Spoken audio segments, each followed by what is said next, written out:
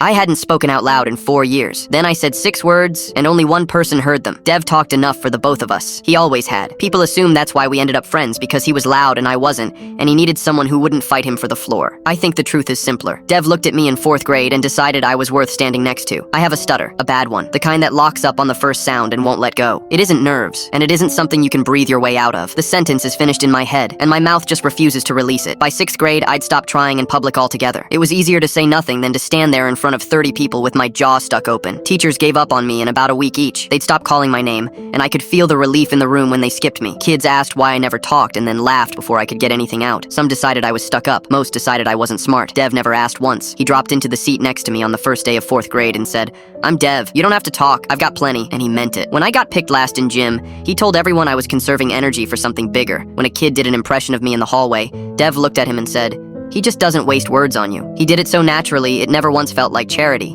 It felt like having somebody in your corner. We were obsessed with the same thing. A beat-up comic series we found at a flea market called Deep Harbor.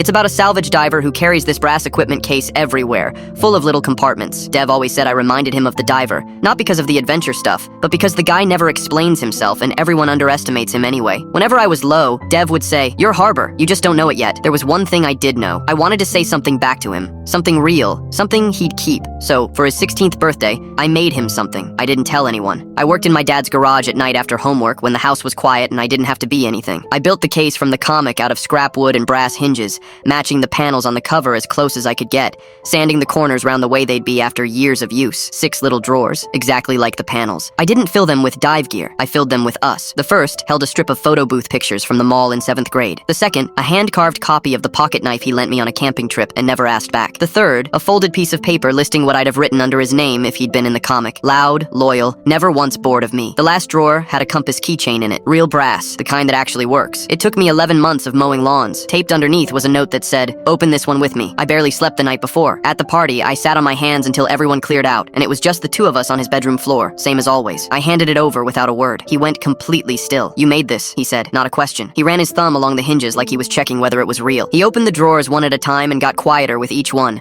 which for Dev is not a thing that happens. Then he got to the last drawer and read the note out loud. "Open this one with me." I nodded. I picked up the compass and my throat started doing what it always does, closing like a fist. My hands were shaking, but I didn't get up and I didn't wave it off. I said it barely above a breath, and every word came out clean. "Thank you for never finishing my sentences." Dev put both hands over his face. When he pulled them down, his eyes were red and he said, "That's the first time I've ever heard your voice." I laughed and I cried at the same time, which is a stupid thing to do, and he grabbed me in a hug that knocked the air out of me. "You're Harbor," he said into my shoulder. Dev still talks enough for both of us, but sometimes now I talk too, and it's almost always to him.